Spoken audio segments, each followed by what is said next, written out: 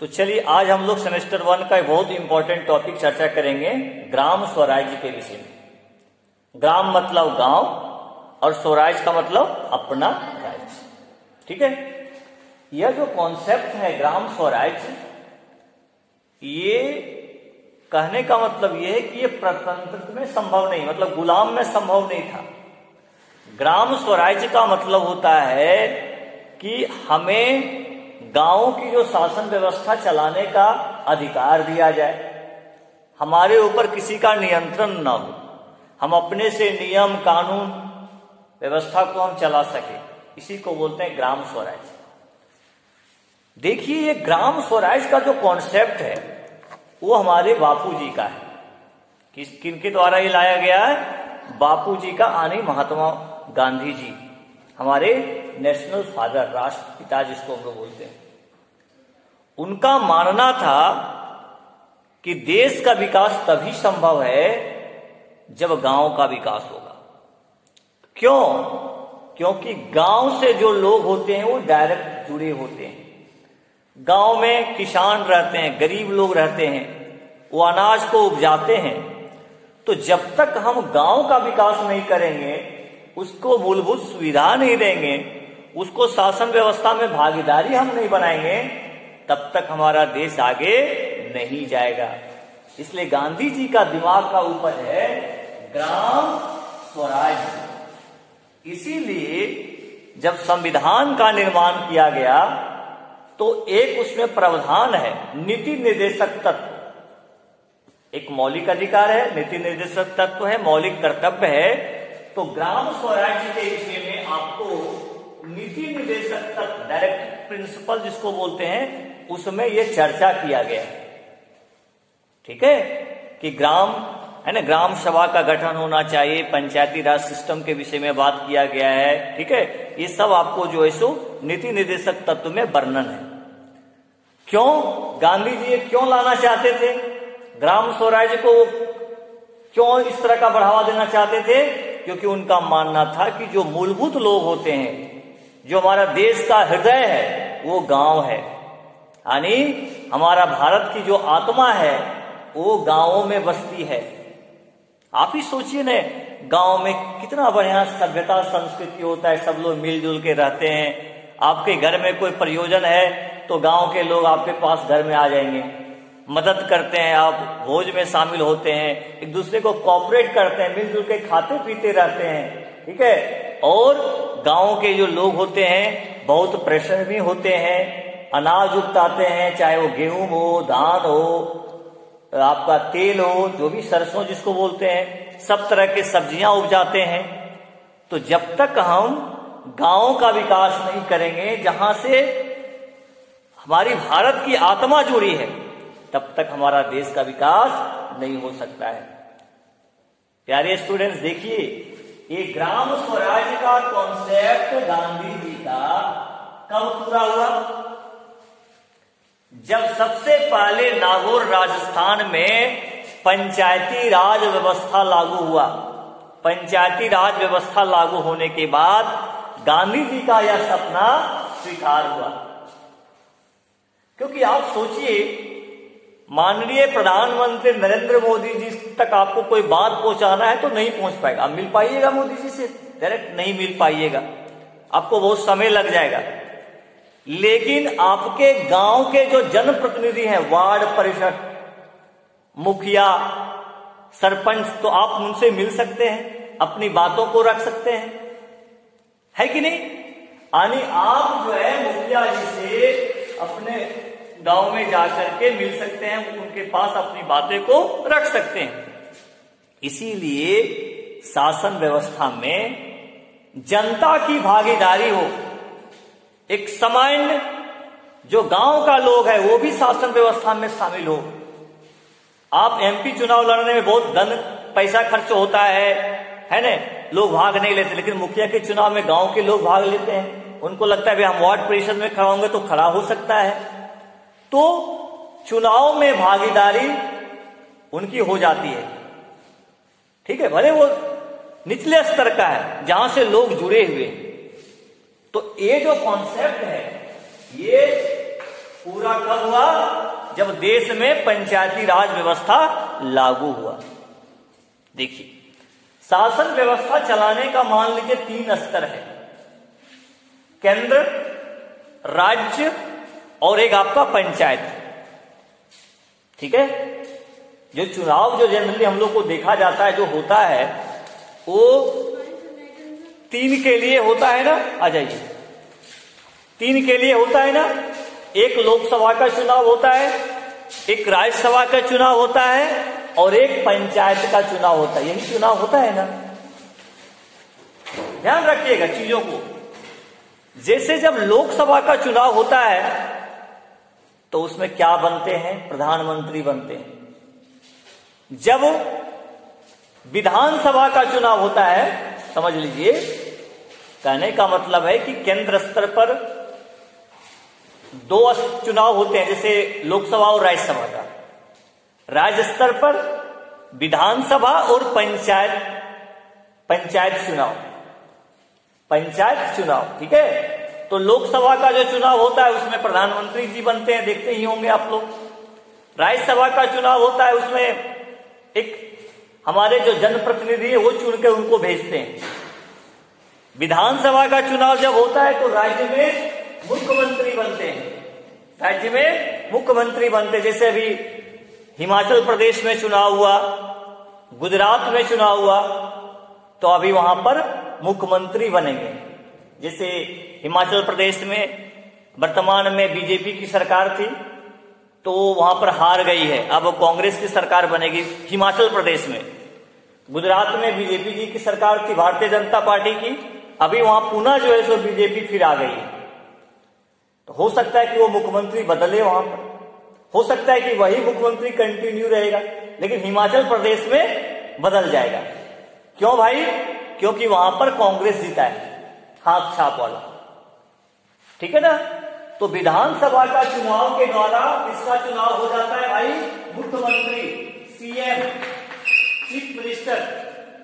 लोकसभा चुनाव के द्वारा पीएम, प्राइम मिनिस्टर। और पंचायती चुनाव के द्वारा, पंचायत का जो चुनाव होता है उसके द्वारा मुखिया, यानी सरपंच और जिला परिषद, वार्ड परिषद का चुनाव होता है। अब समझ में आ गया? तो ये ग्राम स्वराज का जो कॉन्सेप्ट है गांधी जी का था, क्योंकि उनको लगता था कि गांव में स्वायत्तता होनी चाहिए, गांव के लोगों को शासन में भागीदारी होनी चाहिए और गांव का विकास हो, गांव में मूलभूत सुविधा हो, जैसे स्वास्थ्य की सुविधा हो, शिक्षा की सुविधा हो, है ना, किसानों को उचित उसको दाम मिले, सिंचाई की व्यवस्था हो, साफ सफाई की व्यवस्था हो, यानी गांवों का विकास हो। आज देख रहे हैं गांव में विकास हो रहा है, इसमें कोई दो राय नहीं है, गांव का विकास हो रहा है। आपकी गांव की सड़कें बन रही है, आपको आवास मिल रहा है ना जी, आपके विद्यालय में शौचालय बन रहे हैं, विद्यालय के बिल्डिंग बन रहा है। तो निश्चित रूप से, और एक सामान्य नागरिक चुनाव लड़के मुखिया बन रहा है, कोई वार्ड बन रहा है, वार्ड परिषद। ये कॉन्सेप्ट जो है ग्राम स्वराज में परिलक्षित होता है।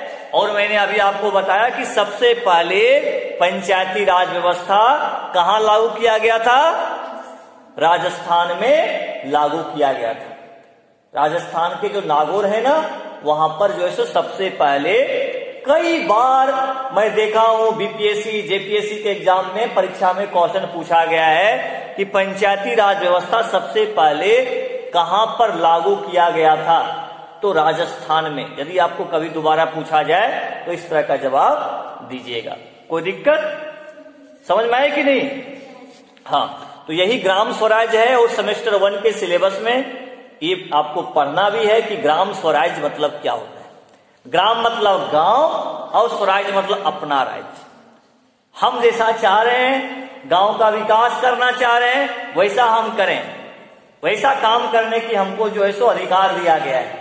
हम चुनाव लड़ें, चुनाव में भागीदारी बने और हम जीत कर जाएं और हम ग्राम सभा करके, ग्राम सभा होता है ना, लोग शामिल होते हैं और जैसी जैसी आपको योजना पास कराना है कि भैया यहाँ कुआं का निर्माण होना चाहिए, यहाँ तालाब का निर्माण होना चाहिए, यहाँ पर चापाकल का निर्माण होना चाहिए, आप जैसा करके ग्राम सभा के माध्यम से आप उसको पास कीजिए योजना को, और वो योजना आपके यहाँ लागू हो जाएगा। समझ गए? तो ग्राम स्वराज का गांधी जी का कॉन्सेप्ट बहुत महत्वपूर्ण था, खास भारत जैसे देश के लिए जहां पर भिन्न भिन्न धर्म संस्कृति के लोग रहते हैं, और खासकर यहां सबसे ज्यादा जनसंख्या किसानों की है, सबसे ज्यादा जनसंख्या जो है गांव में रहने वाले लोगों की है। तो निश्चित रूप से गांधी जी का सोच था कि यदि हम गांवों का विकास करेंगे तभी हमारा देश का विकास होगा। गांव यदि मेरा मजबूत होगा तो हमारा राज्य मजबूत होगा, राज्य मजबूत होगा तो देश मजबूत होगा, क्योंकि ये क्या है? बेस है। और भी कोई आने वाले हैं? और नहीं। ठीक है, ये क्या है? ये बेस है, आधार है। ठीक है, जैसे जब किसी घर बनता है तो यदि हम उसका नींव मजबूत करेंगे, जो घर बनता नहीं तो जिसको बोलते हैं ना तरी देना, देखना कितना बड़ा वो गड्ढा करके हम लोग उसका तरी को नींव को मजबूत करते हैं। तो यदि किसी का नींव मजबूत है तो वो घर मजबूत होगा। हमारा देश का नींव क्या है? गांव है। ठीक है, किसान है, सामान्य नागरिक है, मजदूर है। यदि ये भूखे रहेंगे, ये मजबूत नहीं रहेंगे, किसान हमारा रोएगा तो फसल कहां सूख जाएगा। इसीलिए सबसे पहले अपने जो जड़ है, हमारा देश का आत्मा है, उसको मजबूत करने की आवश्यकता है। और इसको मजबूती प्रदान करने का काम कौन कर रहा है? ग्राम स्वराज कर रहा है। सबको समझ में आया कि नहीं? ग्राम स्वराज इतना महत्वपूर्ण है, और इसमें कोई दो राय नहीं है कि गांधी जी का जो सपना था, गांधी जी का जो सोच था, कहीं न कहीं सामान्य मानविकी से जुड़ा था। वो अपना भलाई नहीं सोचते थे कि भैया मेरा फ्लैट हो, मेरा गाड़ी हो, मेरा बंगला हो। वो किसके बारे में सोचते थे? वो एक सामान्य नागरिक के बारे में सोचते थे, अपने देश के बारे में सोचते थे। वो चाहते तो प्रधानमंत्री बन सकते थे और पद ले सकते थे, लेकिन नहीं, वो सभी धर्म के लोगों को, सभी जाति को लोगों को साथ में लेकर चलना चाहते थे। हरिजन, कोई पूछेगा आप सभी को कि हरिजन नामक पत्रिका किसकी है? गांधी जी की है, अंबेडकर नहीं बोलिएगा। हरिजन की मसीहा बोला जाता है भीमराव अंबेडकर को, लेकिन हरिजन नामक जो पत्रिका है वो गांधी जी का है। ठीक है, क्योंकि उन्होंने हरिजन की सेवा करने का निर्णय लिया। हरिजन, गांधी जी के अनुसार हरिजन मतलब समझते हैं? नीच जाति नहीं। हरिजन मतलब भगवान का जन। समझ गए? हरि मतलब क्या होता है? विष्णु, और जन मतलब व्यक्ति। समझ गए कि हरिजन मतलब अब मत सोचिएगा छोटा। वो बोलते थे कि ये सब जो है इसमें भगवान का अंश है। गांधी जी का कॉन्सेप्ट था, इसलिए उसको बोले हरिजन। आप यदि वैसे लोगों की सेवा करते हैं तो समझिए आप भगवान की सेवा कर रहे हैं। आप यदि वैसे लोगों का शोषण कर रहे हैं तो समझिए कि आप भगवान का अनादर कर रहे हैं। ठीक है ना? ये कॉन्सेप्ट था गांधी जी का, इसलिए उन्होंने हरिजन सेवा करने का संकल्प लिया, हरिजनों की सेवा करने का संकल्प लिया। ठीक है, तो ऐसे कोई साधारण व्यक्ति नहीं थे गांधी जी। सत्य अहिंसा के क्या थे? वो पुजारी थे, और उन्होंने सत्य अहिंसा के बल पर हमारे देश को क्या किया? आजाद किया। उन्हीं का दिमाग का उपज है ग्राम स्वराज। ग्राम स्वराज का जो कॉन्सेप्ट है हमारा संविधान में नीति निर्देशक तत्व में दिया गया, ताकि हमारे यहाँ की जो व्यवस्था है वो मजबूत हो, गांवों का विकास हो, और सामान्य नागरिक भी अपनी शासन व्यवस्था में क्या कर सके? भाग ले सके, चुनाव लड़ सके, अपने दिमाग से जैसा चाहे अपने गांव का वो क्या कर सकते हैं? पंचायत का विकास कर सकते हैं। ठीक है, कोई दिक्कत? चलिए।